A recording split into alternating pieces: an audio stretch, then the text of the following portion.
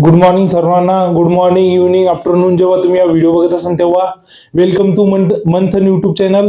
मग कसं चालले पेपर? एकदा कमेंट थ्रू सांगा पेपर कसं चालले. हा व्हिडिओ हेल्पफुल होते का नाही होते. त्यानंतर तुम्हाला काय काय रिक्वायरमेंट आहे हे आपण सांगा. जर चॅनलवर नवीन असाल तर शेअर करायला, सबस्क्राईब करायला विसरू नका.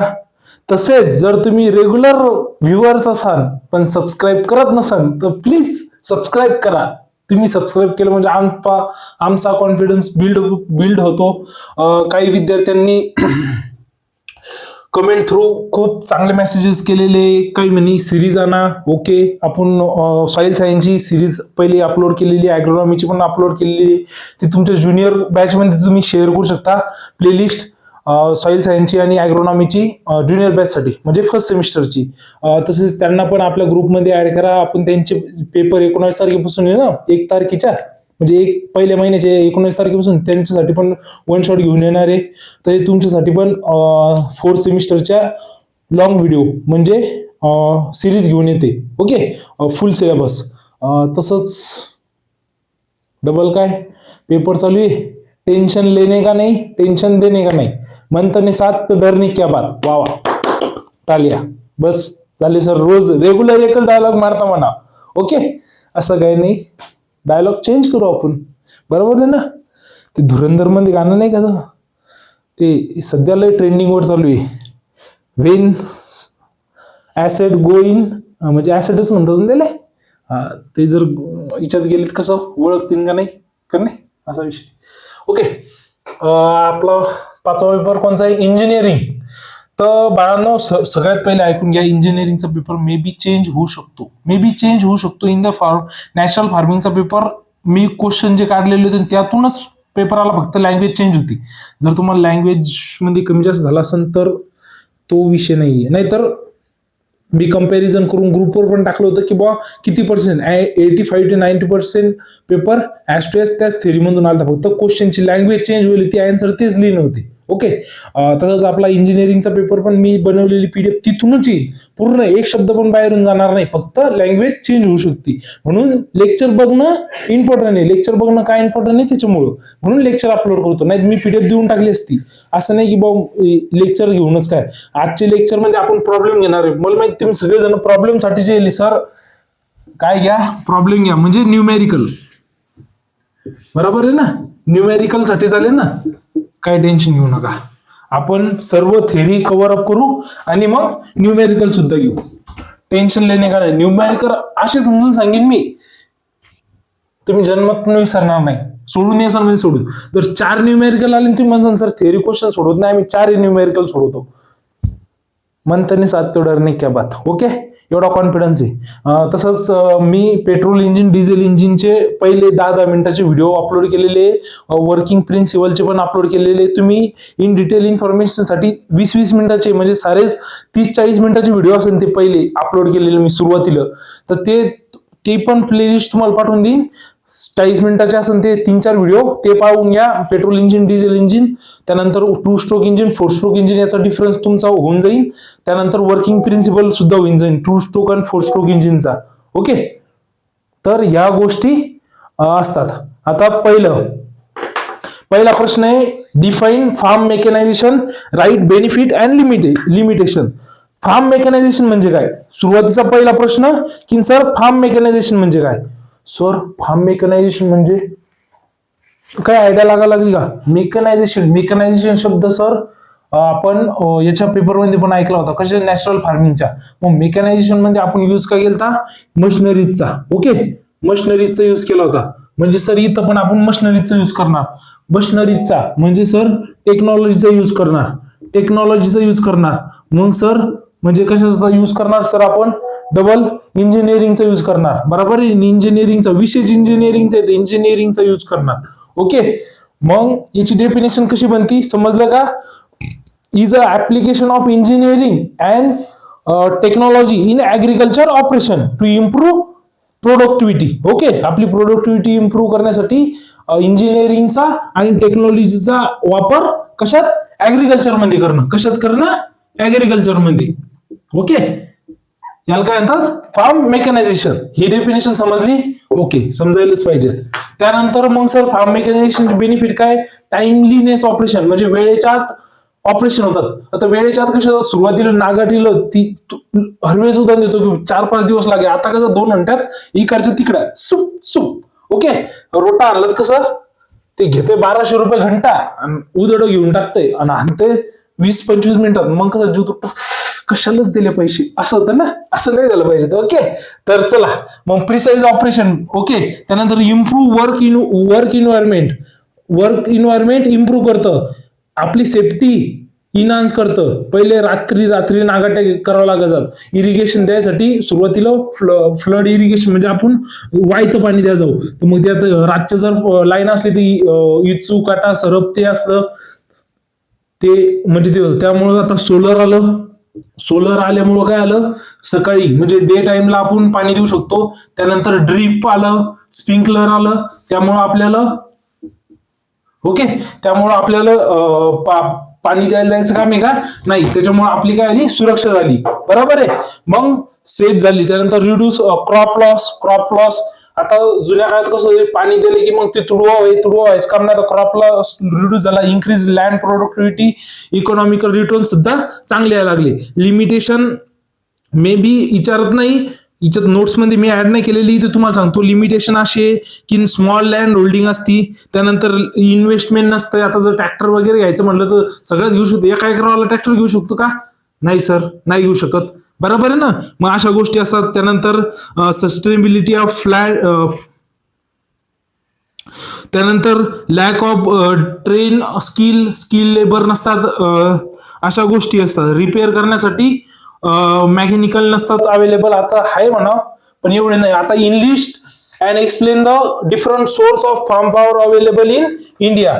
मग सगळ्यात पहिला सोर्स कोणता असं सांगा बरं. हा man is a source of farm mechanisation. Okay, समजलं, farm power. Okay, human power कशासाठी, कापणी करण्यासाठी. बरोबर आहे, पाणी देण्यासाठी. बरोबर आहे, बुलॉक हाणण्यासाठी, टिलेज ऑपरेशन पार करण्यासाठी. आपला आता HP एक ऑब्जेक्टिव्ह येऊ शकते की किती HP पॉवर आहे, 0.1 HP आपली हॉर्स पॉवर, म्हणजे आपल्या अंगात किती ताकद आहे, 0.1 HP. 1 बुलॉकची जी पेअर आहे त्याच्या अंगात ताकद आहे 1 HP. ओके, आपल्या ज्यात 0.1 HP, त्याच्यात 1 HP, म्हणजे आपल्यापेक्षा जनावरांमध्ये 10 पट ताकद शिल्लक आहे, आपल्यापेक्षा त्यांच्यापेक्षा 10 पट ताकद कमी आहे. त्यानंतर animal power. Okay, animal power. Okay, त्याच्यात 1 HP आहे. त्यानंतर त्यात डबल काय वापरतो आपण, बुलॉकच वापरतो का नाही सर, कुठं उंट वापरतो, कुठं खच्चर वापरतो, कुठं सर कॅमल वापरतात. ओके, या गोष्टी कशासाठी वापरतात सर, लँड फ्लोईंग करण्यासाठी. बरोबर आहे, म्हणजे नांगरणी करण्यासाठी.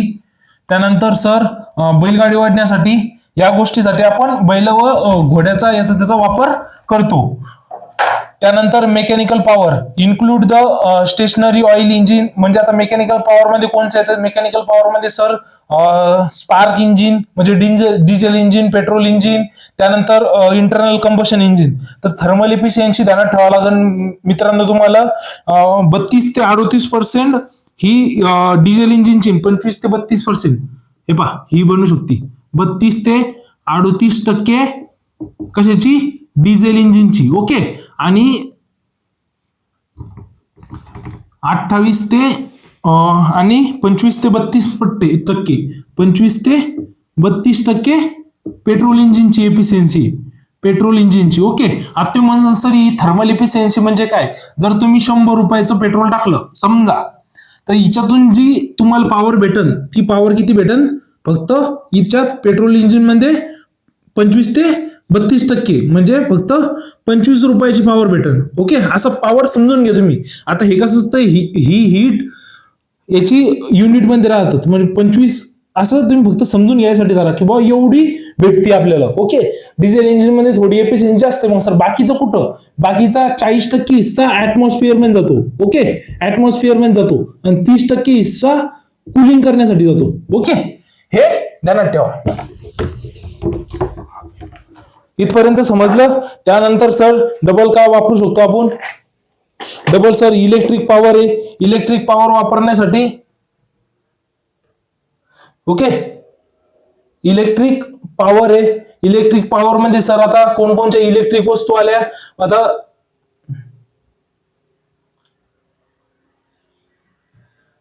इलेक्ट्रिक वस्तू आल्या, त्यानंतर इलेक्ट्रिक पंप आले. आता इलेक्ट्रिक पंप आपण शिपायला वापर नाही का, चार्जिंग वरचा पंप, तो इलेक्ट्रिकच झाला. इलेक्ट्रिक मोटर पाणी वरी ओढण्यासाठी. त्यानंतर रिन्युएबल एनर्जी. रिन्युएबल एनर्जी म्हणजे ज्या समजा तुम्हाला समजून सांगायच्या संख्याच्या फुकट भेटतात त्या, म्हणजे सूर्य फुकटच आहे ना, आपण पैसे भरतो त्यासाठी. हवा फुकटच आहे, पैसे भरतो त्यासाठी नाही. बायोमास फुकटच आहे त्यासाठी नाही सर, बायोमास साठी पैसे भरतो. बरोबर आहे हो यार, बायोगॅस साठी. ओके त्यानंतर wind energy, solar energy, biogas energy. आता समजलं इथपर्यंत. आता याचे मेरिट्स आणि डिमेरिट्स ध्यानात ठेवा. ह्युमन कसा असतो माहिती का, ह्युमन इझिली अवेलेबल असतो, पण त्याच्याकडून एवढं एफिशियंटली काम नाही होत. आणि काम करो न करो त्याला खायला लागतं ना, म्हणजे त्याचं मेंटेनन्स करावं लागतं. तसंच आपल्या मशिनरीचं म्हणजे ट्रॅक्टरचं वगैरे मेंटेनन्स करावं लागतं का, नाही करावं लागत. त्यानंतर अॅनिमलचं मेंटेनन्स करावं लागतं, पण ते फार्म यार्ड मॅन्युअर देतात. ओके हे एक त्याचा चांगला म्हणजे काय याला आपण मेरिट म्हणू शकतो. ओके तर मेरिट्स आणि डिमेरिट्स ध्यानात ठेवावं लागेल तुम्हाला या बंद यायचे. आता तेवढं वाचून घ्या, तेवढ्या गोष्टी सोप्या गोष्टी, त्या या सोप्या गोष्टीवर टाइमपास करणं चुकीचं आहे आपलं. आपल्याला काय करावं लागतं, फास्ट मध्ये आपलं लेक्चर वन शॉट आहे ना, वन शॉट मध्ये जर तुम्ही माझे लॉंग लेक्चर बघितले तुम्हाला अजून एफिशियंटली समजेल. तुम्ही मला हिच्यावर जज नाही करू शकत की सर तुम्ही वन शॉट मध्ये तर असं समजून सांगत नाही. मी अशा स्टोऱ्या बनवून समजून सांगू शकतो, पण कसं आहे आता टाइम कमी आहे. वन शॉट कोणी घेऊ पण म्हणजे असे घेतले असं मे बी मी बघितले नसन असं असू शकतं. बरं मी काय स्वतःवर कॉन्फिडन्स ते नाही करत. ओके सर बड़े आए तुम बताने वाले, हमने तो देखे है तुमसे बड़े बड़े. हाय हाय आओ हम इंटरनल इंजन के बारे में पढ़ेंगे. 2 स्ट्रोक 4 स्ट्रोक पढ़ना है कि नहीं, हम आज से हिंदी में क्लास लेंगे. मारी हिंदी कैसे है बताना मुझको. ओके अरे तू टेंशन मत ले रहे, मंथन साथ तो डरने की नहीं है बात. एक ही डायलॉग आता, मैं कल डायलॉग बदलूंगा. ओके चलो आता एक ध्यानात ठेवा. जुन्या काळात तुम्हाला माहिती होतं का, म्हणतात पाण्यावर चालत होतं, पाण्यावर. ओके कसं, जर समजा कुकर आहे, हा तुम्हाला एक खास गोष्ट सांगतो मी. कुकर आहे, कुकराची जी अशी समजा आता धरा बॉक्स टाईप कुकर आहे. हो इथून वाफ निघायचंय. आता हे उकळलं उकळलं उकळलं उकळलं उकळलं, ह्या वाफनं आपण ही वाफ एका पाईपानं अशी पाठवली इंजिन मध्ये, आणि त्याच्यानंतर आपलं इंजिन फिरलं समजा व्हील, तर मग ते काय आलं, इथून फोर्स लावला आपण, मग हे काय आलं external combustion engine. External combustion engine. Okay आणि तेच आपण एका सिलेंडरच्या आतच जर जाळ झाला तर त्याला काय म्हणतात, internal combustion engine.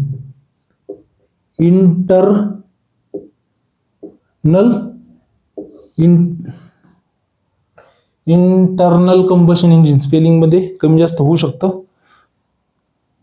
Okay internal combustion engine. आता या दोन्ही कन्सेप्ट समजल्या तुम्हाला. एक्सटर्नल कंबशन आणि इंटरनल कंबशन म्हणजे काय, हिच्यात आपण म्हणजे बाहेर जाळ होतो आणि आत समजा सिलेंडर मध्ये त्याचं प्रेशर पोहोचवतो, ते एक्सटर्नल. आणि जिच्यात आतल्या सिलेंडरच्या आतच जाळ होतो ते इंटरनल कंबशन इंजिन. आता इंटरनल कंबशन इंजिन मध्ये दोन प्रकार पडतात, एक डिझेल इंजिन, पेट्रोल इंजिन, आणि स्पार्क इंजिन, त्यानंतर कार्बोरेटर इंजिन. आता स्पार्क इंजिन आणि कार्बोरेटर इंजिन एकच आहे. आता तुम्ही एक कन्सेप्ट समजून घ्या. सुरुवातीला आहे ना, आता इंटरनल कंबशन इंजिनचा फंक्शन समजून घ्या. पहिले फंक्शन समजून घ्या, नंतर स्पार्क इंजिन त्याचं क्लासिफिकेशन पण समजून सांगतो. ओके आता हे सिलेंडर आहे समजा. आता डायग्राम समजा. हो मी पीडीएफ मध्ये डायग्राम पण अटॅच करेल आहे, तर डायग्राम समजा. हे फक्त असं असं तुम्ही फक्त ग्राह्य धरा. हो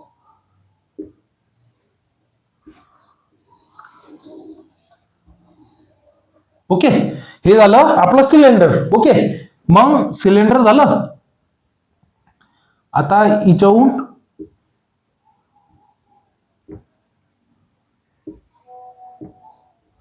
ओके.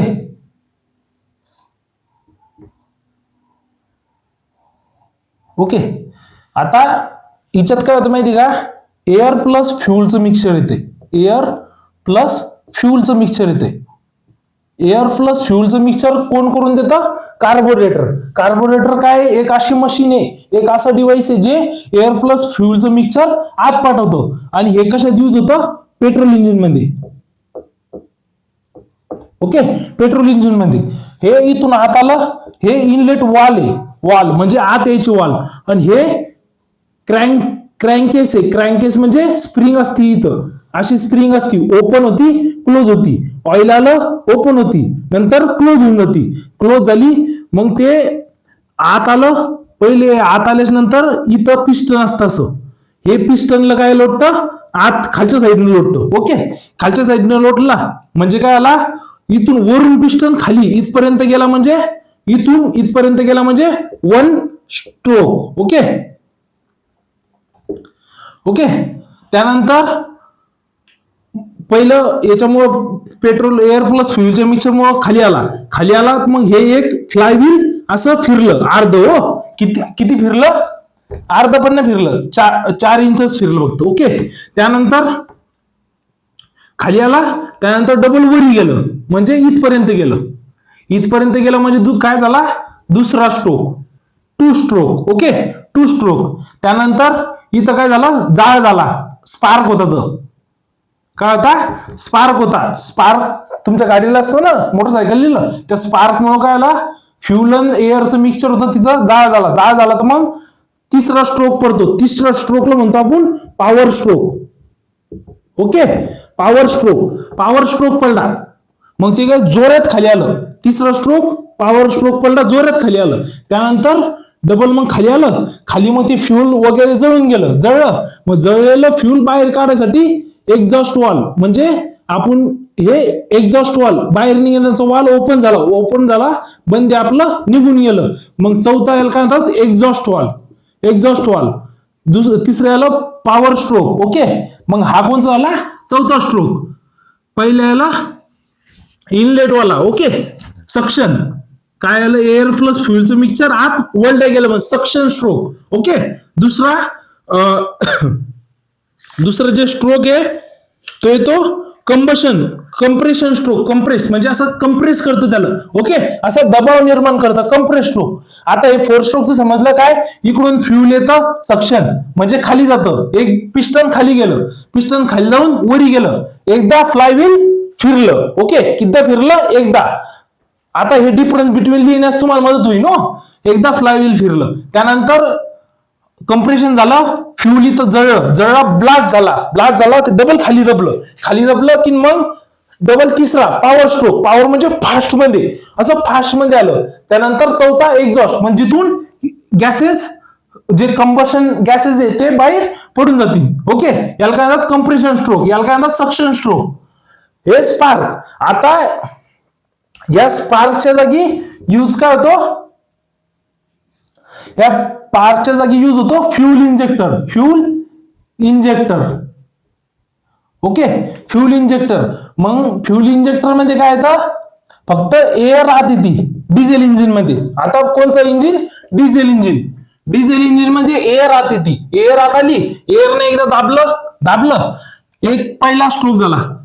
मग एअरला आपण कंप्रेस केलं. मग एअर कंप्रेस केली, त्याचं तापमान वाढतो. 700 डिग्री पर्यंत तापमान जातं. मग 600-700 डिग्री पर्यंत तापमान वगैरे राहायचं. त्यात आपण जर पेट्रोल टाकलं, जर गरम वस्तूवर पेट्रोल, आगावर जर पेट्रोल टाकलं काय होणार? भडका होणार. मग भडका झाला, तिसरा स्ट्रोक पॉवर स्ट्रोक आला. पॉवर स्ट्रोक मग ते पेट्रोल ते निघून जाईल. त्याला काय म्हणतात? Exhaust stroke. Okay, petrol engine आणि डिझेल इंजिन 4 स्ट्रोक इंजिन असतात. ओके, आणि आता 2 स्ट्रोक इंजिन आणि 4 स्ट्रोक. आता 4 स्ट्रोक इंजिन समजलं. पेट्रोल इंजिन मधला डिफरन्स समजला. फक्त फ्यूल इंजेक्टर डिझेल मध्ये असतं आणि स्पार्क प्लग पेट्रोल मध्ये असतं.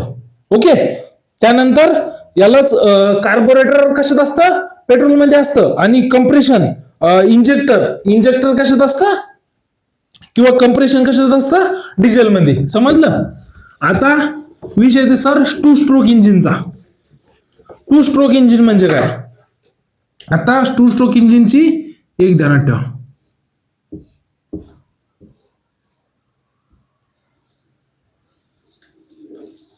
आता इथून एल प्लस फ्युलचं मिक्सचर असं आत येतंय तेव्हा आपलं पिस्टन वरी असते. ओके, मग ते फ्युलचं मिक्सचर या साईडनं आत घुसतं तेव्हा पिस्टन खाली येतं. खाली आल्याच नंतर इथं स्पार्क होतो. स्पार्क झाल्याच नंतर ते फ्युल प्लस मिक्सचर या साईडनं निघून जातं. मग याला काय म्हणतात? To stroke engine. मग याच्यात पहिला कोणचा आहे? पहिला सिंपल वन स्ट्रोक जो आपला वरी असतो ना तो वन स्ट्रोक, जो वरी असतो ना तो वन स्ट्रोक सिंपल असतो. ओके, तिच्यात काय होतं? सक्शन म्हणजे हे आपलं इकडचं इकडून फ्यूल प्लस एअर म्हणजे सक्शन म्हणजे आत घेतल्या ती, आणि हे जे पिस्टन आहे पिस्टन कंप्रेस पण करतं. ओके, कंप्रेस पण करतं. कंप्रेशन आणि सक्शन स्ट्रोक एक याच्यात. त्यानंतर हे आत गेल्याच नंतर इथं फ्यूल या साईडनं आत होऊन जातं. आत झाल्याच नंतर ते काय होतं? Power stroke. पॉवर स्ट्रोक म्हणजे काय होतं? आपलं पॉवर स्ट्रोक मध्ये फ्यूल आणि ते जळतं, बरोबर आहे ना, जळतं, आणि तिच्यातून हे एक्झॉस्ट गॅसेस बाहेर निघतात. त्याला काय म्हणतात? गॅसेस बाहेर निघतात. ते कोणचा येतो? दुसरा स्ट्रोक. ओके, मग पहिला स्ट्रोक सिंपल आहे, दुसरा स्ट्रोक कोणचा आहे? Power stroke. ओके, एकदा व्हील फिरलं तर पॉवर स्ट्रोक किती आहे? एक. ओके, आणि टू स्ट्रोक फोर स्ट्रोक मध्ये काय होतं? एकदा दोनदा व्हील फिरलं तेव्हा एक पॉवर स्ट्रोक. ओके, हा डिफरन्स आहे. आता टू स्ट्रोक फोर स्ट्रोक मध्ये इंजिनच्या मेकॅनायझेशन मध्ये कोणाला काही डिफरन्स नसेल. आता तुम्हाला डिफरन्स बिटवीन तुमच्या हिशोबाने तुम्ही वाचू शकता. ओके, मी तुम्हाला प्रॉपर डिफरन्स समजून सांगितलं, एकदा तुम्ही वाचा. आणि जर कोणाला इन डिटेल डिफरन्स बिटवीन पाहायचं 10-10 मिनिटाचे 2 व्हिडिओ आहे, ते तुम्हाला याच्यात लिंक देऊन टाकीन. तसंच आपला प्लेलिस्ट पण तुम्हाला पाठवून देईन इंजिनिअरिंगची, त्याच्यात तुम्ही पाहून घ्या. ओके,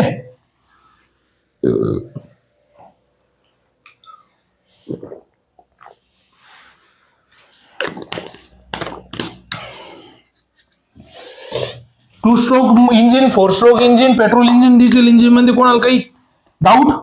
याच्यापेक्षा बेस्ट तर तुम्हाला कोणी समजून सांगणार नाही. तरी डाऊट असेल तर मग 2-3 फुल व्हिडिओ पाहून घ्या. 3 फुल व्हिडिओ किती मिनिटाचे? 40 मिनिटाचे. 40 मिनिटात तुमचे पूर्ण कन्सेप्ट क्लिअर होऊन जातील. ओके ओके, चला,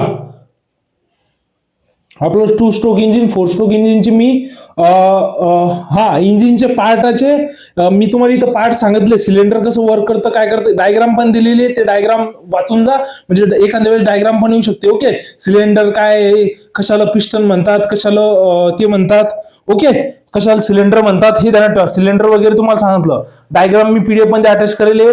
petrol engine, diesel engine. Okay, आता इथं तुमचा नंतरचा क्वेश्चन येतं. आता सर तुम्ही म्हणता हिच्यावर एक न्यूमेरिकल पण येतं, एक ध्यानात ठेवा. जे इंडिकेटेड हॉर्स पॉवर आहे ना, इंडिकेटेड हॉर्स पॉवर याचा फॉर्म्युला आहे प्लॅन. हे ध्यानात ठेवा. Plan into 4500 into N. आता हे ध्यानात ठेवा. एन म्हणजे नंबर ऑफ सिलेंडर. ओके, किती सिलेंडर असू शकतात? Number of cylinder. हे तुम्हाला क्वेश्चन मध्ये दिलेलं नाही, पण आता एक फॉर्म्युला एन आणि एका फॉर्म्युलात वापरतात n/2. ओके, मग सर कोणचा फॉर्म्युला कुठे वापरायचा? तर हे ध्यानात ठेवा. जिथं फोर स्ट्रोक इंजिन आहे ना, फोर स्ट्रोक इंजिन मध्ये n/2 वापरायचा.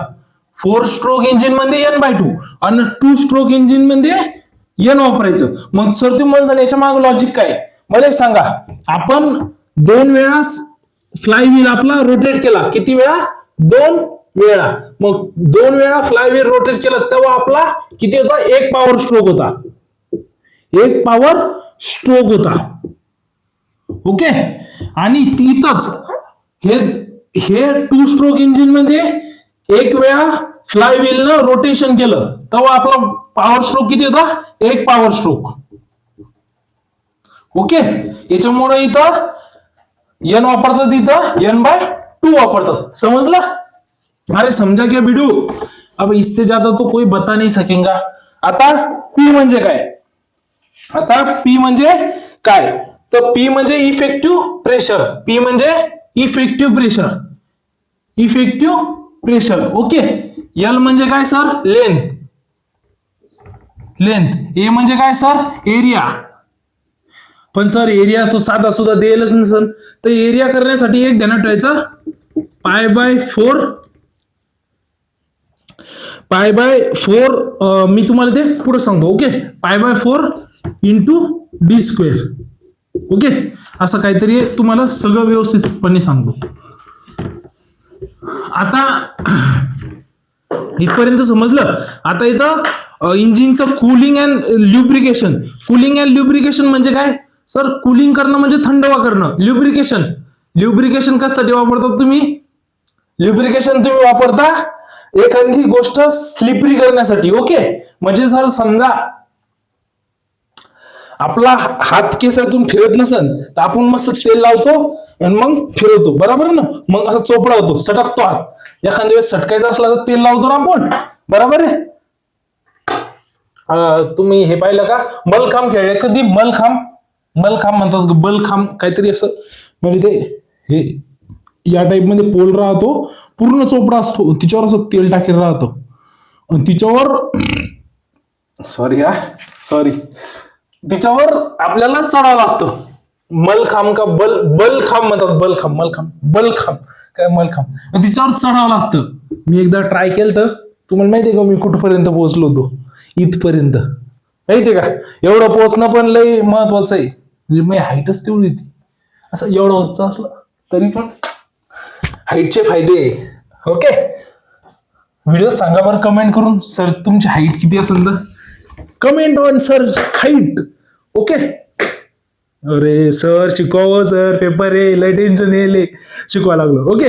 ल्युब्रिकेंट म्हणजे काय? की बा फिसलतापणा, म्हणजे चोपडेपणा आला पाहिजेत. ओके. समजलं? समजा तुम्हाला. मला माहिती तुम्ही काय विचार करायला लागले, पण मी काही शब्द बोलत नाही. ऐचन रे भाऊ, मी शब्द बोलत नाही. तुम्हाला समजलं पण. ओके. तर मग तिच्यात काय आहे की बा तुम्ही एक पाहिलं का? गाड्याच्या ह्याच्यात कूलिंग करण्यासाठी की गाड्याच्या ह्याच्यात पाणी असतं. गाड्याच्या मोठमोठ्या ज्या म्हणजे 4 व्हीलर असतात ना, त्यात पाणी असतं. ते आपण पाणी हरवेळेस चेंज करावं लागतं. काय असतं पाणी? काय करतं? जर समजा इंजिनचं सिलेंडर इथं असेल तर त्याच्यात किती प्रेशर जातं? 700 डिग्रीच्या वरपर्यंत प्रेशर जातं. मग एवढं प्रेशरमुळे हे सर पिघळू शकतं ना. आहे तर लोखंडच ना. किती स्टील झालं तर पण लोखंड पिघळू शकतं ना. पण मग त्याच्या आजूबाजून काय करतो आपण? कूलिंग करण्यासाठी वॉटरचा फ्लो ठेवतो. असा वॉटरचा फ्लो जे यूज करतो त्याला म्हणतात वॉटर कूलिंग. आणि जिथं एअरचा फ्लो यूज करतो त्याला काय म्हणतात? Air cooling. अरे समजा बिडू? अरे समजा क्या कूलिंग म्हणजे थंड करायचं. समजा तुमच्या अंगावर मी बाटलीभर पाणी टाकलं, तुम्ही गरम झाल्यावर, ते झालं काय? Water cooling. आणि त्याच जागी जर तुम्हाला समजा एका गरम रूम मधून तुम्ही खिजा लागले कोणावर, मी गरम रूम मध्ये डायरेक्ट थंड हवेत नेलं, म्हणजे एसी रूम मध्ये नेलं आणि तुम्ही रिलॅक्स झाले, काय आलं? Air cooling. समजा सर? कॉन्सेप्ट समजावं तो तुम्हाला जैसा.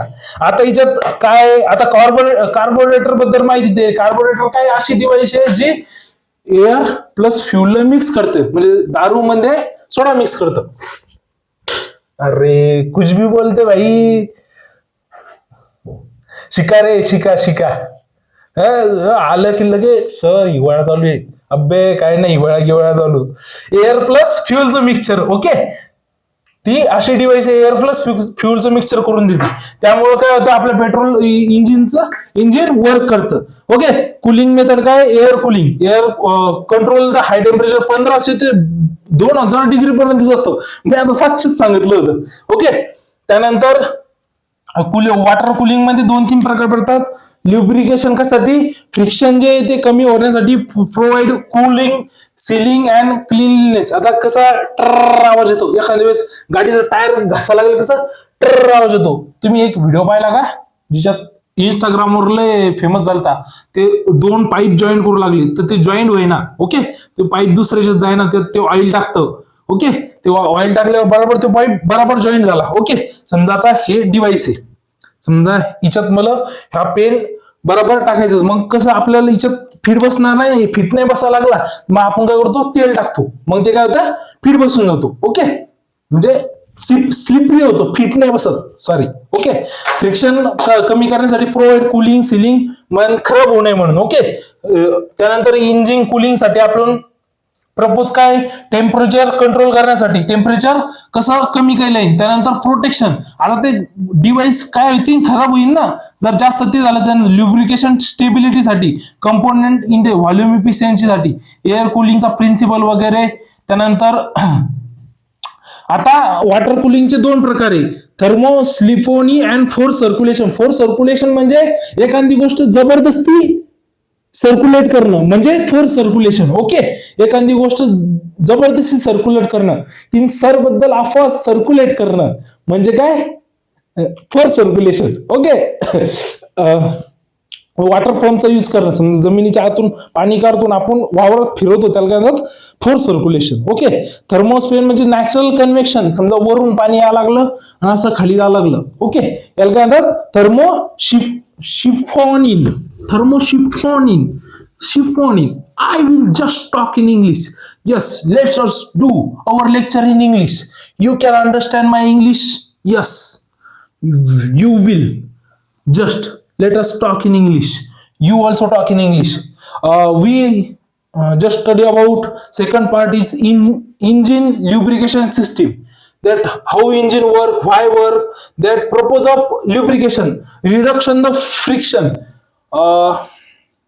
The primary purpose of lubrication is to reduce the friction between rubbing, म्हणजे rubbing between the surface. Okay, लय झाली सर इंग्रजी, मला एवढीच येते, लय झाली. म्हणजे जे आपला सरफेस रब म्हणजे घासा लागला तो कमी होईल, कुलिंग इफेक्ट येतील, सिलिंग इफेक्ट येतात, बरोबर आहे. त्यानंतर क्लिनिंग नॉइज रिडक्शन, आवाज नाही होत, मला चल आवाज येतं, तेल टाकले की सध्या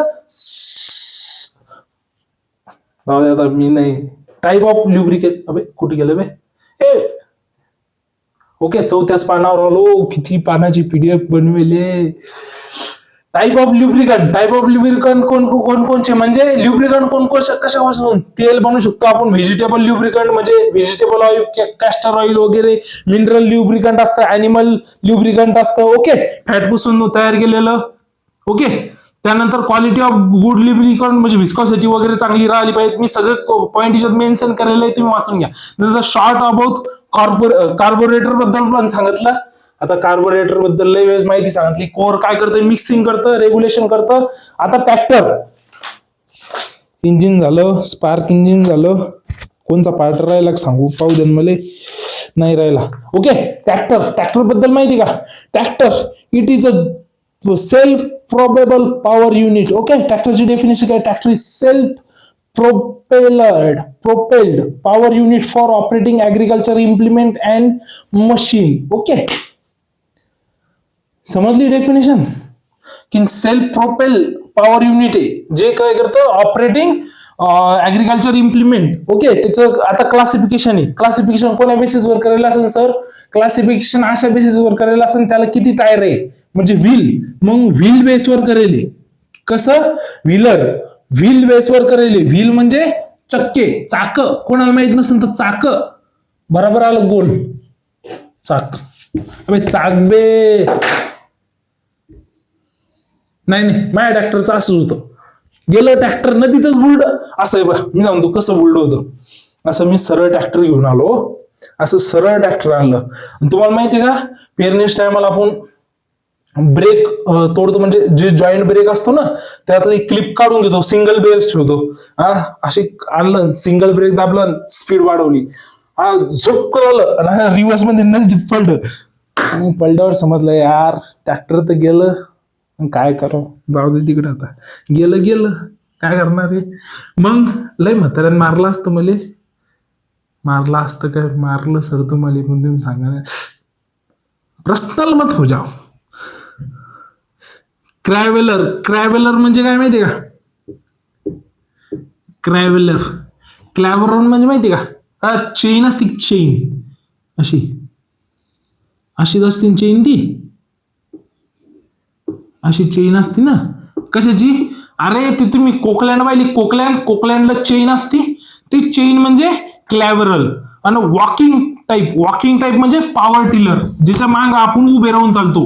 म्हणजे दोन टायर त्याचे, दोन टायर आपल्या पायाचे, आणि असं असं चालतंय का आपण असं समजा असं. मग त्याला काय म्हणतात, वॉकिंग टाईप. ओके, अरे समजा व्हिडिओ. सर इंजिनिअरिंग लयच खास शिकवतो तुम्ही. शिकवतो बे. ओके, आता याचं प्रपोज काय आपलं क्लासिफिकेशनचं. General purpose, row crop, special purpose, orchard purpose. Okay, त्यानंतर फॅक्टर अफेक्टिंग, कोणकोणचे फॅक्टर अफेक्ट करतात. सिलेक्शन ऑफ ट्रॅक्टर सिलेक्शनसाठी कोणकोणचे फॅक्टर अफेक्ट करतात. लँड होल्डिंग, अरे जर तुमच्याकडे लँड होल्डिंग जमीनच कमी, 1 एकरवाला ट्रॅक्टर ठेवणार आहे का. मी तुम्हाला सांगतो 40 हेक्टरसाठी 25 ते 30 SP चा 25 ते 35 HP ट्रॅक्टर लागतं. विचार करा, 40 हेक्टर 25 ते 30 SP चा ट्रॅक्टर सांभाळू शकतो. मग पहा तुम्ही. त्यानंतर क्रॉप पॅटर्न, कोणचं क्रॉप पॅटर्न तुमच्याकडं. त्यानंतर सॉइल कंडिशन, आता कोणची सॉइल कंडिशन आहे. जर सॉइल ब्लॅक कॉटन सॉइल असेल, कोणची सॉइल आहे त्या हिच्यावर तुमचं कोण्या व्हीलचं घ्यायचं. जर समजा जास्त मडी सॉइल असेल तर आपल्याला चेन टाईप घेणं आहे. टायर घ्यावं लागेल का, नाही सर टायर फसतील. त्यानंतर जर समजा शुगर केन क्रॉप मध्ये घालायचं किंवा वेगळ्या क्रॉप मध्ये घालायचं असेल तर ते 2 टायर आणि 3 टायर येतं, तर 3 टायर वाला घेणं आहे. म्हणजे मधातलं टायर सिंगल राहतं. ओके, आता त्यानंतर क्रॉपिंग, क्लायमॅटिक कंडिशन कसं आहे, वॉटर कुलिंग घ्यायचं का एअर कुलिंग घ्यायचं, त्या क्लायमॅटिक कंडिशनवर ठरतं. त्यानंतर अवेलेबिलिटी ऑफ रिपेअर फॅसिलिटी, तुमच्या याच्यात गावात रिपेअर वाला मेकॅनिक आहे का नाही, का तो मेकॅनिक 8 दिवशी येतो, ओळखतच नाही आपल्याला वेल्डिंग वाला आहे का नाही. बरोबर आहे. पेरणीच्या टायमाला फन तुटला, काय करावं सर, पेरणीच्या टायमालाच फन तुटतात, बेकार आहे. त्यानंतर ऑब्जेक्टिव्ह ऑफ टिलेज, आता टिलेज कोणाला माहित नाही, मायच्या सांगा, मला माहिती तुला माहित नाही. सर पर्सनल मत जाओ, अबे पर्सनल मत जाओ. टिलेजची डेफिनेशन पण आहे, काय physical manipulation of soil for provide the favourable condition for crop growth and development. म्हणजे फिजिकली मॅनिप्युलेट करायची, आपल्याला जमिनीची मशागत करायची आपण म्हणू शकतो. टिलेज म्हणजे मशागत करायची आपल्याला, कशासाठी, चांगलं क्रॉप, म्हणजे चांगलं क्रॉपचं प्रोडक्शन घ्यायचं. त्याचे ऑब्जेक्टिव्ह काय आहे, की सीड बेड करण्यासाठी you must destroy the weed. Okay, weed. त्यानंतर सॉइल हेल्थ चांगली करण्यासाठी. त्यानंतर लय मोठ्या गोष्टी सर, हार्डपॅन कमी करण्यासाठी, जो हार्डपॅन वगैरे असतो तो कमी करण्यासाठी. ओके, प्रायमरी टिलेज कोणचा, इंडिजिनियस टिलेज इम्प्लिमेंट कोणचे, म्हणजे जे आता प्रायमरी सेकंडरी ध्यान ठेवा. जे नागाटीसाठी वापरतात, नांगरणीसाठी ते प्रायमरी, सेकंडरी म्हणजे जे पेरणीसाठी वापरतात ते सेकंडरी टिलेज. ओके, आता मग त्यात हॅरोइंग, कल्टिवेटर अँड लेवलर येतात. Component and function of mould bell. Okay, आता एक ध्यानात ठेवा, टिलेज ऑपरेशन झालं. त्यानंतर नो टिल म्हणून एक कन्सेप्ट आहे, नो टिल. ह्या नो टिल ते म्हणतात सर ऑब्जेक्टिव्ह सांगा, मी अशाच सांगत असतो ऑब्जेक्टिव्ह. आता लेक्चर मध्ये ऑब्जेक्टिव्ह कव्हर केलंय, पण आता तुम्ही लेक्चरच पाहत नाही. नो टिल म्हणजे काय, की तिच्यात आपण काय करतो, एकदा पीक पेरलं ना, पीक पेरल्यापासून पीक काढण्यापर्यंत वखर नागर करत नाही. म्हणजे त्यात वखर घालत नाही, डवरण करत नाही, काहीच नाही करत. फक्त जर आपल्याला फर्टिलायझरचं ऍप्लिकेशन करायचं तेव्हाच काहीतरी वापरतो. आता तिच्यात पण एक गोष्ट येते, तुम्ही जो फ्लो आहे तो कसा आणता, गॅदरिंग, कास्टिंग. म्हणजे इथून चालू करायचं, असं जायचं, असं आणायचं, असं जायचं, असं आणायचं, असं जायचं. याला काय म्हणतात माहितीये का, गॅदरिंग.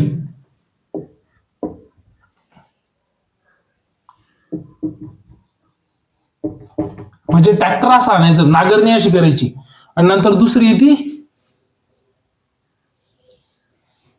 या प्रकारे, ही जी करतो ना अशा प्रकारे हाणले कधी, ही जी करतो. ओके, याला काय म्हणतात, कास्टिंग.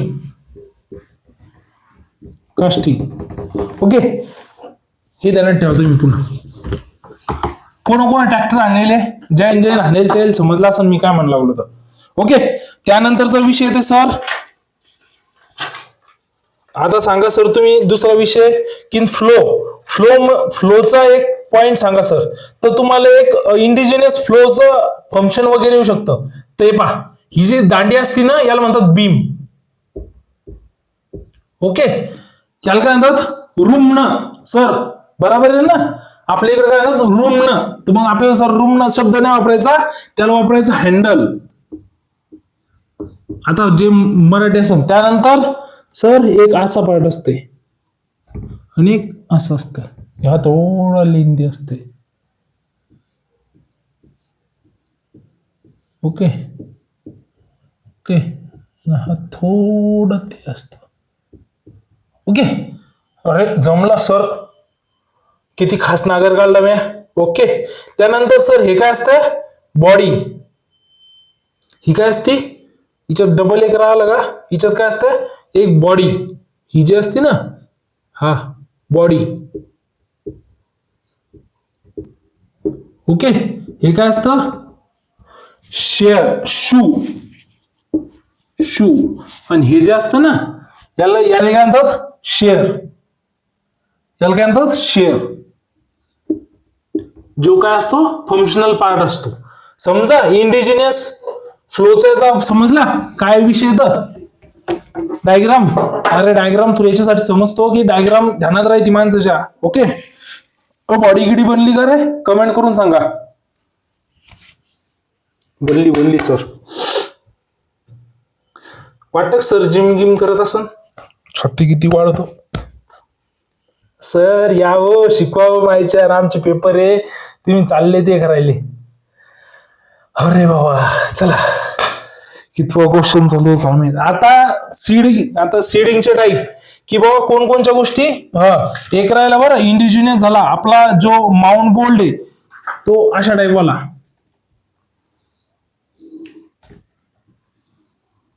हा कोणचा आहे सर, जो आपण रेग्युलर मध्ये यूज करतो सध्या.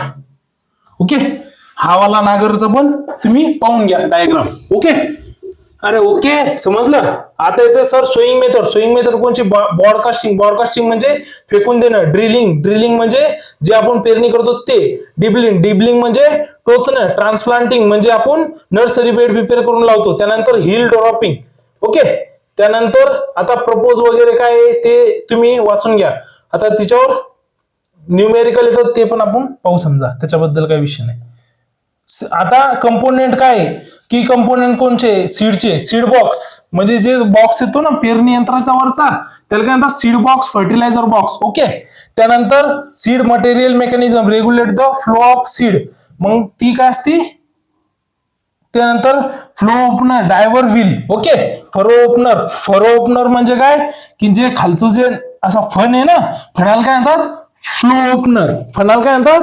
Flow opener. त्यानंतर ते driver wheel, operating seed material operate करण्यासाठी जो हँडल असेल त्याला म्हणतात ड्रायव्हर व्हील. ओके, प्रपोज काय आता स्प्रेअर कशासाठी, हर्बिसाइड फंगिसाइड याचा ऍप्लिकेशन करण्यासाठी स्प्रेअर वापरतो. ते फंक्शन काय, लिक्विड ड्रॉपलेटला बरोबर युनिफॉर्मली ते करतं, रेग्युलेट करतं ऍप्लिकेशन अमाऊंट. आता मग किती टाईपचे, प्लंजर टाईपचा आहे, कॅनसॅप टाईपचा आहे, रोटेटरी टाईपचा आहे, पॉवर. ओके, एक मिनिट वाचा.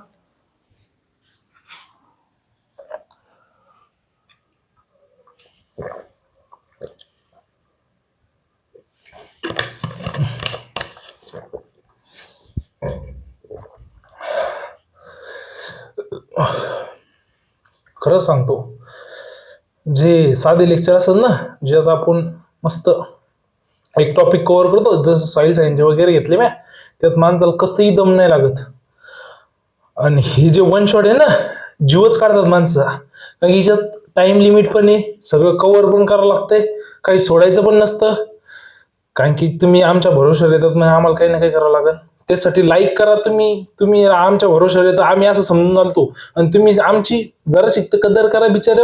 आपण बरं मला एक कमेंट करा, आपली टीम बनवायची. जसं की सर तुम्ही टीम थ्रू या, किंवा सर्व सब्जेक्टसाठी स्पेशलिस्ट सर वगैरे असं जर कोणाला वाटत असेल तर तुम्ही कमेंट थ्रू नक्की सांगा सर, की बा इच्छा आहे म्हणजे तुमची बँकिंग वगैरे साठी, यासाठी त्यासाठी आपण गायडन्स देऊ शकतो. सांगा, फुकटच, काय पैसा नाही लागत, फक्त सांगा तुम्ही, तुमच्याकडून काय पैसे नाही घेणार. सांगून द्यायचं, एक स्क्रीनशॉट टाकून द्यायचं, सर तुम्हाला मेसेज करेल होता. ओके, मग मी म्हणेन हा बरोबर तुम्हाला पहिला विद्यार्थी म्हणून व्हॉट्सअपला मेसेज करून ठेवा पहिलेच. जर एखाद्या वेळेस जर समजा PW आणि आपलं ऍप लॉन्च झालं तर लगेच मला स्क्रीनशॉटचा फोटो टाकायचा, पहा सर तुम्हाला बोललेलो होतं मी पहिले, आम्ही कमेंट करेल होती, मग आता आम्हाला फुकट ऍडमिशन द्या, 100% देईन मी, काही विषय नाही. या रे, लय झालं सर, लय झालं का नाही. हा म्हणा सर, बहुत फेक रे तुम. ओके, आता डस्टर टाईप म्हणजे प्लंजरचे याचे त्याचे आपले स्प्रेअरचे टाईप. स्प्रेइंग माहिती आहे ना, अरे कोणाला स्प्रेइंग माहित नाही, म्हणजे शिपणी करणं, शिपणी करण्यासाठी एक स्प्रेअर येतं, सुक. ओके, त्यानंतर प्लंजर सिंपल टाईप, जे सिंपल पंप असतात, इलेक्ट्रिक असतात. कॅन्सॅप म्हणजे carry to back rotary pump, दोरी ओढत नाही का असं असं चालू होत नाही तो वाला पंप. त्यानंतर पॉवर ऑपरेटिंग फॅन ड्रायव्हर, त्याला पंख असतं मोठासा फिरते गोल गोल, त्या टाईप मध्ये. Okay, proper. त्यानंतर रजिस्ट्रेशन एलिमेंटर मूव्हर, त्यात वर्किंग कंडिशन. ओके, की टर्मोलॉजी आहे. स्ट्रोक म्हणजे काय, स्ट्रोक म्हणजे हे ध्यानात ठेवा, टॉप लेवल पासून बॉटम लेवल पर्यंत ते करणं, म्हणजे हा 1 स्ट्रोक, हा 2nd स्ट्रोक, ही डेफिनेशन येऊ शकते. त्यानंतर कंप्रेशन रेशो काय, दोन याचा जो रेशो आहे त्याला कंप्रेशन रेशो म्हणतात. त्यानंतर total power develop by cylinder, बंदी ओव्हरऑल पॉवर जी डेव्हलप करेल ती सिलेंडर ना, आणि ती power receive by piston without considering friction. तसेच फ्रिक्शन ना, ती पॉवर रिसिव्ह करणं विदाउट कन्सिडरिंग, म्हणजे विदाउट कन्सिडरिंग फ्रिक्शनचा कन्सिडर न करता पिस्टननं जेवढी पॉवर रिसिव्ह केली टोटल पॉवर मधून, त्याला काय म्हणतात, इंडिकेटेड हॉर्स पॉवर. त्यानंतर हॅरोईंग काय, सेकंडरी टिलेज. ओके, आता हॅरोईंग, आता तुम्ही हे कंपोनेंट ध्यानात ठेवा बरं, प्रश्न बनण्याचा चान्सेस कुठून आहे सर, सेकंडरी टिलेजचे इम्प्लिमेंट, ओके, प्रायमरी टिलेजचे इम्प्लिमेंट, कन्झर्वेशन टिलेजचे इम्प्लिमेंट, झिरो टिलेजचे इम्प्लिमेंट, रोटेटरी टिलेज. मी बंद पेपर असं बसल्या बसल्या सांगू शकतो, पण तुम्ही करणार नाही असे. इम्प्लिमेंट ध्यानात ठेवा, इम्प्लिमेंट नाही, इम्प्लिमेंटच. ओके, इम्प्लिमेंट आपले म्हणजे ते कोणकोणचे इम्प्लिमेंट वापरतो आपण, वस्तू बरोबर. एखाद्या वेळेस मला स्वतः डाऊट येतं की मी इंग्रजी बरोबर बोलू लागलो नाही, इसलिए आपण आता फ्लायव्हील म्हणजे काय, फ्लायव्हील म्हणजे काय माहिती का, आपण ते सिलेंडर मध्ये असं रोटेट केलं तर त्यानंतर त्याचं कनेक्शन रॉडनं एका फ्लायव्हील सोबत असतं. ओके, फ्लायव्हील सोबत असतं. ओके, त्याला काय म्हणतात, फ्लायव्हील. अरे समजा कॅबिड्यू कंपोनेंट ऑफ ते पण करून जा. त्यानंतर फील्ड कॅपॅसिटी, आता यासाठी कॅल्क्युलेशन कडं, आता कॅल्क्युलेशन कडं हे पहा, पहिला आहे, आता ऐकाव, आता मजाकचा विषय नाही, आता न्यूमेरिकल चालू व्हायला लागले. काय न्यूमेरिकल, पहिलं सांगितला. दुसरा विषय ध्यानात ठेवा, फील्ड एफिशियन्सीचा. फील्ड एफिशियन्सीचा फॉर्म्युला आहे, फील्ड एफिशियन्सीचा फॉर्म्युला आहे इफेक्टिव्ह फील्ड कॅपॅसिटी आणि theoretical field capacity. Effective field capacity आणि theoretical field capacity into 100. Okay, हा काय झाला, फील्ड एफिशियन्सीचा फॉर्म्युला झाला. फील्ड एफिशियन्सी लिहिलं मी ना, फील्ड एफिशियन्सीचा फॉर्म्युला झाला. इफेक्टिव्ह फील्ड कॅपॅसिटी आपण थेरॉटिकल फील्ड कॅपॅसिटी. आता इफेक्टिव्ह फील्ड कॅपॅसिटीचा फॉर्म्युला ध्यानात ठेवा. इफेक्टिव्ह फील्ड कॅपॅसिटीचा फॉर्म्युला ध्यानात ठेवा. इफेक्टिव्ह फील्ड कॅपॅसिटीचा फॉर्म्युला आहे यस म्हणजे speed into width in metre, speed in kilometre, width in metre. त्यानंतर 10 इंटू ई आणि 100. ई म्हणजे इफिशियन्सी. ओके, ई म्हणजे काय? ई म्हणजे field efficiency in percent. Field efficiency in percent म्हणजे जर तिथं क्वेश्चन मध्ये दिलेलं असेल की बा आपण नांगरणी केली, ओके, नांगरणी केली, पण आपला 100 घंटे टाइम लागायचा, पण 10 घंटे कलवण्यात लॉस झाला, मग आपली फील्ड इफिशियन्सी किती झाली? 10 घंटे लॉस झाला म्हणल्यावर फील्ड इफिशियन्सी 90%. ओके, जेवढा लॉस झाला तेवढा कमी करायचा, हे ध्यानात ठेवा. फील्ड इफिशियन्सी मध्ये तुम्हाला कधीच देणार नाही की 90% इफिशियन्सी होती. ते काय म्हणाल की बा जेवढी पण आपण नागाटी केली त्यातून 10% म्हणजे लॉस झाला, म्हणजे किती? 90% फील्ड इफिशियन्सी. ओके, त्यानंतर दुसरा जो फॉर्म्युला आहे तो येतो theoretical field efficiency. Theoretical field efficiency त्यात येतो S into W, okay, upon 1000. अरे समझा के बिडू इंटू 36. ओके, हा फॉर्म्युला तुम्हाला लक्षातच ठेवणे. हे फॉर्म्युले समजले? S इज इक्वल टू काय आहे? Speed. Okay, W is equal to speed in kilometre, W is equal to width, width in metre, E is equal to efficiency, field efficiency. Okay, समजलं? आता या क्वेश्चन कडे मी तुम्हाला क्वेश्चन सांगतो कसा येतो. आता क्वेश्चन एक, calculate the area cover per day 8 hour. Per day 8 hour किती करतं? 8 आवर साठी. Okay, calculate the area. काय कॅल्क्युलेट करायचं आपल्याला? कॅल्क्युलेट द कव्हर एरिया म्हणजे एरिया कॅल्क्युलेट करायचं आपल्याला. Okay, area 8 hour. Tractor drawn 4 bottom. 4 bottom म्हणजे त्याला काय ते 4 बॉटम आहे, म्हणजे 4 बॉटम इंटू 35 सेंटीमीटर. त्यातला गॅप किती? 35 सेंटीमीटर. म्हणजे ही काय झाली आपल्याला विड्थ झाली, बरोबर आहे ना? म्हणजे 4 इंटू 35 सेंटीमीटर, 4 फण आहे, असे 4 फण आहे. मग याच्यातला गॅप 35 सेंटीमीटरचा, म्हणजे पूर्ण टोटल अंतर किती झालं? ओके, असं समजायचं. हे क्वेश्चन असे तुम्ही फक्त ते करायचे विड्थ. त्यानंतर the speed of following is 5 kilometre. Speed किती आहे? 5 किलोमीटर पर आवर. त्यानंतर and the time lost in turning 10%. 10% म्हणजे टाइम लॉस किती झाला? टाइम लॉस झाला 10%. 10% लॉस झाला. मग किती किती म्हणून 10% लॉस झाला? 100% म्हणून. मग 100% म्हणून 10 लॉस झाला म्हणजे फील्ड इफिशियन्सी किती आहे? Field efficiency, field efficiency sir किती टक्के?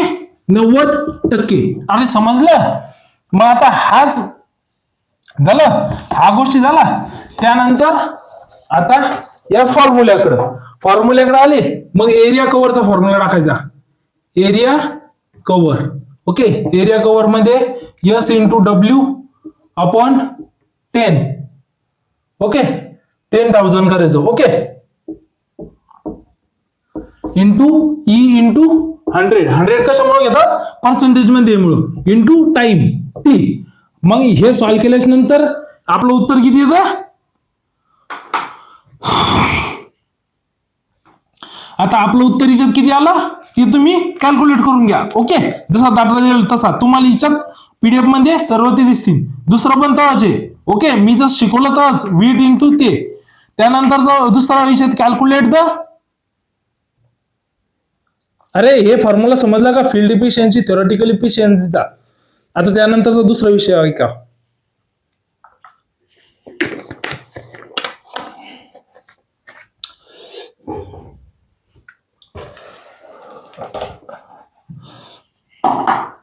त्यानंतरचं आहे दुसरा सारखाच आहे, तुम्ही पाहून घेऊ शकता. त्यानंतरचा तिसरा आहे calculate the cost of seedling 1 hectare. किती हेक्टर?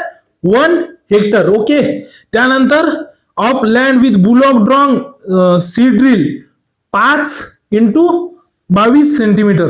22 सेंटीमीटर एवढी काय याची विड्थ आहे. काय विड्थ? विड्थ आहे.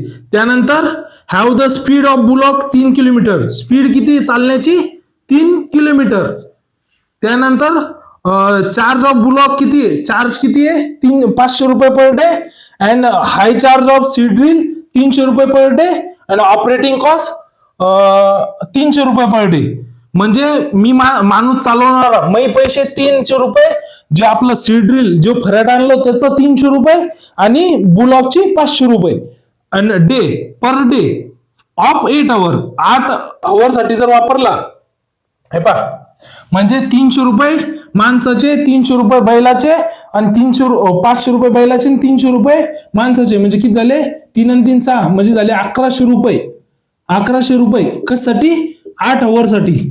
ओके पर डे एका दिवसात 8 घंटे काम करता पर डे 1100 रुपये समजा तिन्ही मिळून लागतात. ओके एवढा पैसा 1 हेक्टर साठी आपल्याला काढायचा. किती एरिया कव्हर केला, पहिले एरिया कव्हर काढून घ्यायचा. किती एरिया कव्हर केला, एरिया कव्हर निघला म्हणजे त्या पैशाला गुणाकार करायचं. मग एरिया कव्हर काढण्यासाठी आपल्याला काय लागतं सर, एरिया कव्हर काढण्यासाठी S इंटू डब्ल्यू इंटू 10. मग S इंटू डब्ल्यू मध्ये आपलं S इंटू डब्ल्यू देईल आपल्याला, म्हणजे स्पीड किती आहे 5 किलोमीटर पर आवर. ओके आता 5 किलोमीटर पर आवर. ओके तर याच्यात 5 किलोमीटर नाही देईल, स्पीड किती दिले, स्पीड आहे 3 किलोमीटर पर आवर. बुलॉकची स्पीड किती आहे 3 किलोमीटर. विड्थ किती दिले 5 गुणिले 22. 5 गुणिले 22 पण कशात दिले सेंटीमीटर मध्ये. मीटर मध्ये करण्यासाठी आपल्याला काय करावं लागेल 100 ना भागाकार करावं लागेल. ओके मग 5 22 चा किती येतं, 5 22 चा सर येतं 5 22 चा सर 5 1 5 म्हणजे 110 येईल ना. ओके 5 22 चा 110. ओके 110 आला म्हणजे 100 न भागितलं किती 1.1. मग आपली विड्थ किती आली 1.1. 1.1 मग 3 न जर गुणाकार केला 1.1 चा तर उत्तर किती आलं आणि भागिले 10 म्हणजे 3.3 इंटू 10. ओके म्हणजे काय आलं 0.33. हे आलं आपला एरिया कव्हर. ओके मग आता 1 हेक्टर साठी काढायचं आपल्याला एरिया कव्हर. ओके 1 हेक्टर साठी एरिया कव्हर काढायचा आपला रुपीज किती आले 1100 रुपये. मग ते 8 आवर साठी करायचे. मग एका आवर साठी किती लागा लागले,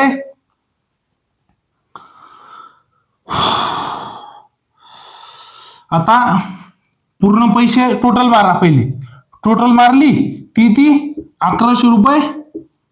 ओके 3 आणि 3 6 म्हणजे 6 आणि 5 11. 1100 रुपये भागिले 8 याचे किती जातात 137.5 रुपये घंटा कॉस्ट ऑफ सेलिंग. आणि त्यात मग आता आपल्याला गुणाकार किती करायचा सर, गुणाकार करायचा 303 न. 303 कशामुळे आलं सर, टाइम टेकन 1 हेक्टर. आता ते कसं आलं टाइम टेकन एका घंटेसाठी 0.33 करायचं. ओके मग याच्यातून उत्तर किती आलं आपलं 3.03. ओके अरे समजलं का, असा पैसा. फक्त कन्सेप्ट समजून घ्या, तुम्हाला पीडीएफ मध्ये प्रोव्हाइड करेल. ओके नंतरचा विषय तर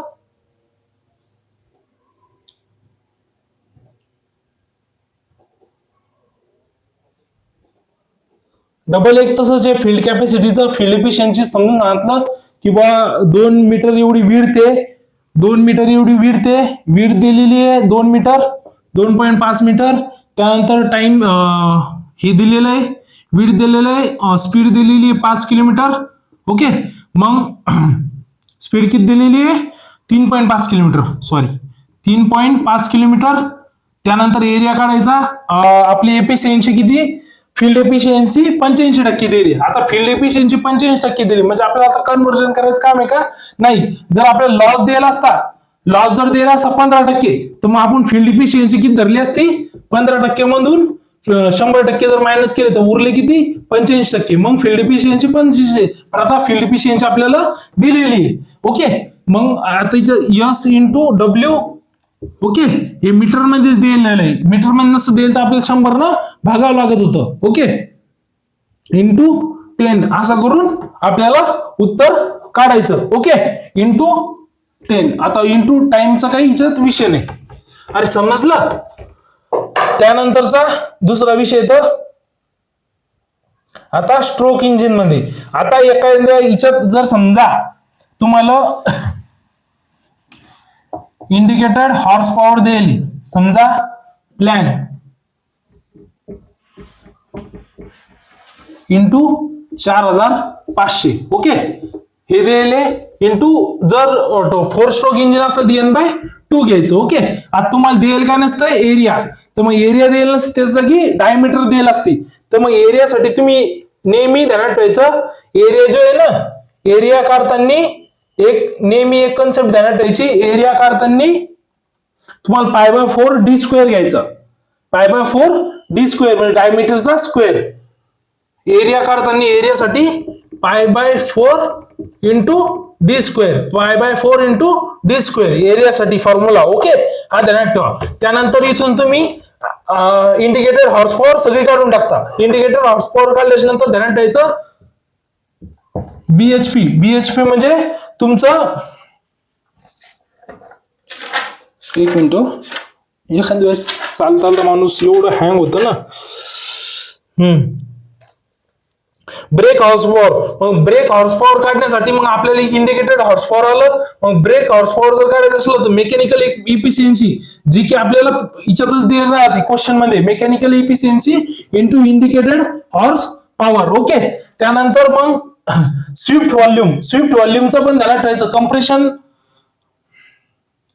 compression ratio is equal to swift volume plus आपण स्ट्रोक व्हॉल्यूम आपण स्विफ्ट व्हॉल्यूम, असं काहीतरी तो फॉर्म्युला आहे, तो ध्यानात ठेवायचा. ओके, अशा प्रकारे तुम्ही सगळं. आता याच्यात न्यूमेरिकलचा पण वन शॉट मी तयार केलेला आहे, तर याच्यात न्यूमेरिकलचा वन शॉट सुद्धा मी अटॅच करून टाकेन, म्हणजे तुमचे न्यूमेरिकल पण संपतील. जे सीड ड्रिलचे प्रॉब्लेम राहिले ते मी याच्यात घेतले, जे आपले इंडिकेटेड हॉर्स पॉवर, बीएचपी, बीस हॉर्स पॉवर, स्विफ्ट व्हॉल्यूम, त्यानंतर कंप्रेशन रेशो, याचा जो न्यूमेरिकल ते वन शॉट मध्ये कव्हर केलेले, ते पण त्याची पण लिंक मी अटॅच करून टाकीन ग्रुपमध्ये. ओके, सर्व लिंक मी अटॅच करून टाकीन. आता तुमचं काय काय तुम्ही वाचता. ओके, इथपर्यंत तुम्हाला समजलं असेल. उद्याचे पेपर म्हणजे पेपर बदलण्याचे चान्सेस नेहमी असतात, कारण की इंजिनिअरिंगचं पेपर खूप मुलं बॅक लागतात.